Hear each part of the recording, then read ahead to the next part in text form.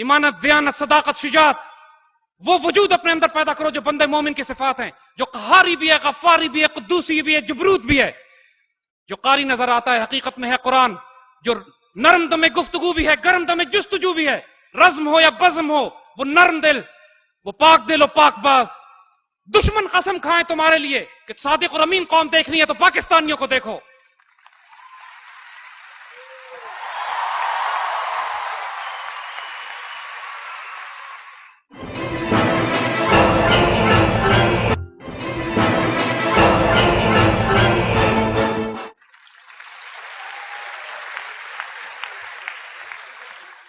Honor. We will not accept humiliation now.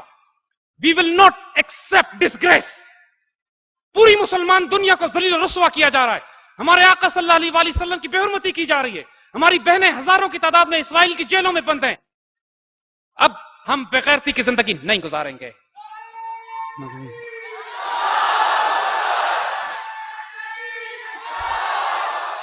اس وقت پاکستان کے دفاع میں جو پوری دنیا میں سائیکولوجیکل انفارمیشن اور نالج بیس وارفیئر کی جا رہی ہے، وہ آپ جیسے بچے ہیں جو کر رہے ہیں۔ اپنے آپ کو اس کے لیے تیار کرو۔ پوری مسلمان دنیا میں تم کو اپنے ساتھی ملیں گے۔ اللہ اس کے رسول صلی اللہ علیہ وسلم کی طرف سے جو خوشخبریاں ہیں وہ آپ کے نصیب میں ہیں۔ اللہ آپ کا حامی و ناصر ہو۔ حوصلہ رکھنا، ہمیں آگے بڑی قربانیاں دینی ہے، گھبرانا مت، پریشان مت ہونا۔ اب یہ ملک ٹوٹنے والا نہیں ہے، اس نے پھیلنا، بڑے ہونا ہے انشاءاللہ۔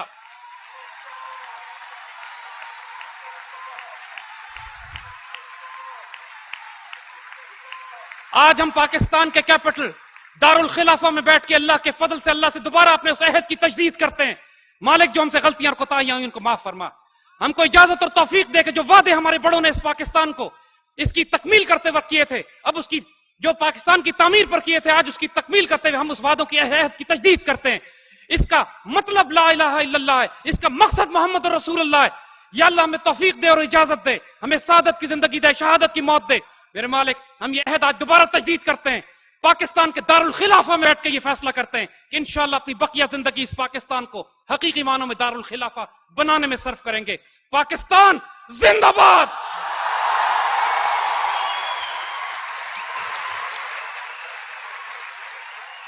مسٹر ظاہر احمد، میرا آپ سے سوال یہ ہے کہ کیوں ہمارے مسائل ابھی تک وہی ہیں جو جس ٹائم ہماری انڈیپینڈنس ہوئی تھی اس ٹائم تک، وہی والے مسائل ابھی تک ہماری کیوں ہیں؟ اس کا جواب یہ ہے بیٹا کہ علامہ اقبال جس نسل کو تیار کرنا چاہتے تھے، اپنے پورے کلام میں، اپنی تمام کلیات اقبال میں اور فارسی کے کلام میں جو انہوں نے باتیں کہی ہیں، وہ اس نسل کے لیے تھی جس نے پاکستان بننے کے بعد آنا تھا۔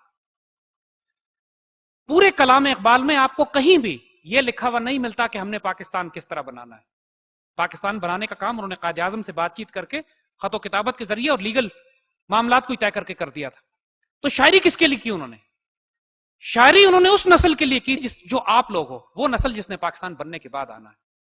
اور سب سے بڑا المیہ اس امت کے ساتھ یہ ہوا کہ ہم پاکستان بننے کے بعد اقبال کو بھلا بیٹھے، اور پھر آج کے جدید دور کے جو مسائل ہیں، capitalism, communism, capitalist system, democracy, dictatorships, مختلف قسم کی جو آج جدید دنیا کی خرافات ہیں، نئی تہذیب، modern education, science and technology, اس کے حوالے سے جو سوالات آپ کے ذہن میں اٹھتے ہیں ان سب کے جوابات اقبال نے دیے ہوئے ہیں۔ تھوڑا سا مشکل ہے اقبال کو پڑھنا آج کل، کیونکہ اردو زبان ہماری گم ہوتی جا رہی ہے۔ تھوڑا محنت کرو، it will take a little while, 6-7 مہینے میں آپ کی اردو اتنی امپروو ہو جائے گی کہ آپ ماشاءاللہ اردو کی خوبصورت کتابیں بھی پڑھ سکو گے، کلام اقبال بھی سمجھ سکو گے۔ ماضی کی غلطیاں اقبال کو رد کرنے کی وجہ سے ہوئی ہیں، مستقبل میں یہ غلطی ہم نے نہیں کرنی۔ Make Iqbal your bedside book and I guarantee you he will set you on fire انشاءاللہ۔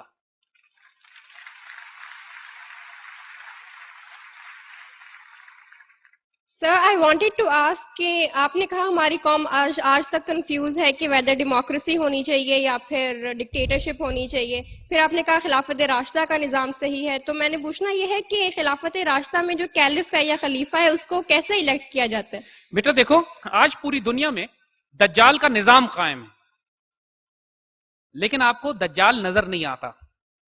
ویسے تو بہت سارے چھوٹے چھوٹے دجال ہیں، لیکن وہ جس دجال نے آنا ہے وہ بعد میں آئے گا، لیکن دجال کا نظام قائم ہے۔ اسی طرح خلیفہ ہم بعد میں الیکٹ کر لیں گے، پہلے خلافت کا نظام قائم کریں۔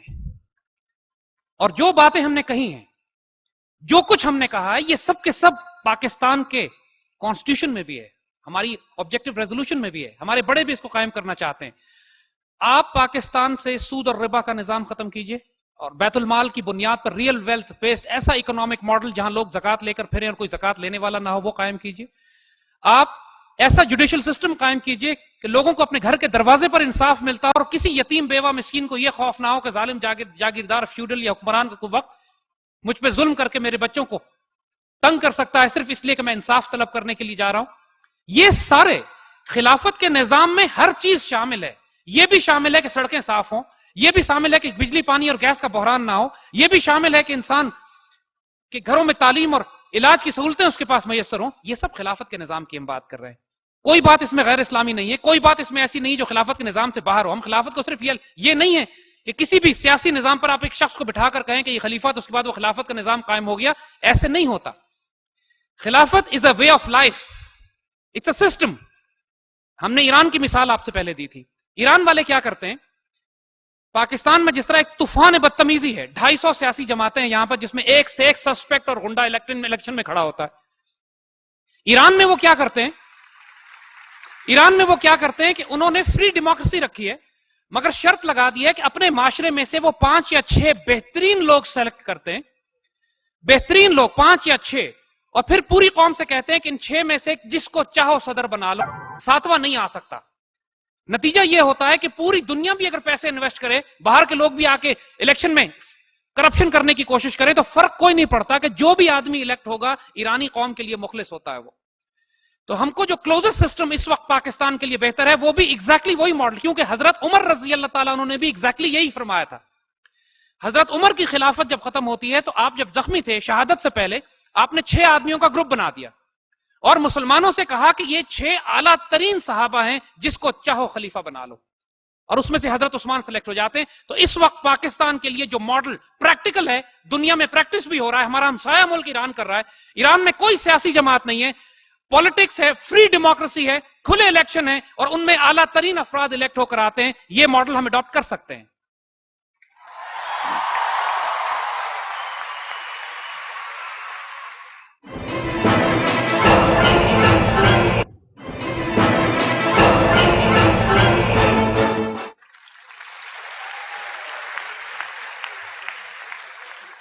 سر میرا سوال آپ سے یہ تھا کہ ایک شعر میں اقبال ہمیں کہتا ہے کہ تو شاہی ہے پرواز ہے کام تیرا، تیرے آگے جہاں اور بھی ہے. Does Iqbal want to take us somewhere or lead us somewhere beyond? My referral is towards tasawwuf and kashf. دیکھو بیٹا، یہ بہت فیسنیٹنگ سوال بیٹے نے کیا ہے, and it will take a little while for us to reply to this because you need to understand this dimension also. علامہ اقبال جہاں پر ایک طرف یہ بات کرتے ہیں کہ یہ تہذیب اپنے خنجر سے آپ خودکشی کرے گی, جو شاخ یا نازک پہ آشیاں بنے گا ناپائیدار ہوگا, تو ہی is talking about the western civilisation. دوسری طرف وہ مسلم ہسٹری کی بات کر رہے ہیں, وہ یہ بتاتے ہیں یہ غازی یہ تیرے پراسرار بندے جنہیں تو نے بخشا ہے ذوق خدائی, صحرا تو صحرا دشت بھی نہ چھوڑے ہم نے بحر ظلمات میں دوڑا دیے گھوڑے ہم نے, referring to the most great events of Muslim history. ایک طرف علامہ اقبال جو بہت بڑی ڈائمنشن ہے اقبال کی, جس میں اقبال مرد مومن کی بات کرتے ہیں, اقبال فلسفہ خودی کی بات کرتے ہیں. اقبال کا پورا تصور خودی جو ہے, try to realise what this is, خودی is realisation of the self, اپنی حقیقت کو جاننا کہ آپ ہیں کون, ہو آر یو. انسان صرف جسم کا پتلا تو نہیں ہے, مٹی تو پتلا تو نہیں ہے, اس کے اندر ایک ریالٹی بھی ہے, ایک حقیقت بھی ہے, اس کے اندر ایک قلب ہے, اس قلب کی بھی مختلف فارمز ہے, قلب سلیم ہے, قلب منیب ہے, قلب شہید ہے, اس میں نفس ہے, نفس امارہ ہے, نفس لوامہ ہے, نفس مطمئنہ ہے. یہ سب قرآن میں اصطلاحیں استعمال ہوئی ہیں, قرآن ٹرمز کو یوز کرتا ہے. ایک انسان اپنی ذات میں ایک پوری کائنات ہے اور اس کے ایمان کے مختلف درجے ہیں.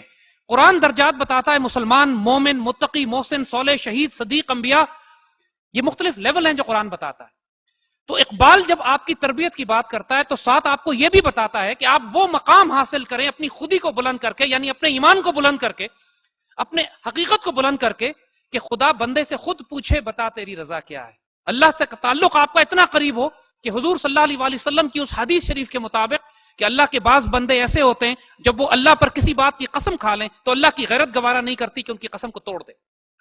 وہ کہتے ہیں کہ یہ نہیں ہوگا, وہ نہیں ہوتا, وہ کہتے ہیں یہ ہو جائے گا, وہ ہو جاتا ہے. وہ امپاسبل کام کہتے ہیں پاکستان بنا کے دم لیں گے, پاکستان بن جاتا ہے. ایسے لوگوں کے لیے یہ لوگ تقدیر کے پابند نہیں ہوتے, یہ احکام الہی کے پابند ہوتے ہیں. اقبال کہتا ہے تقدیر کے پابند جمادات و نباتات, یعنی تقدیر کے پابند جو ہیں وہ کیڑے مکوڑے اور درخت ہیں, مومن فقط احکام الہی کا ہے پابند.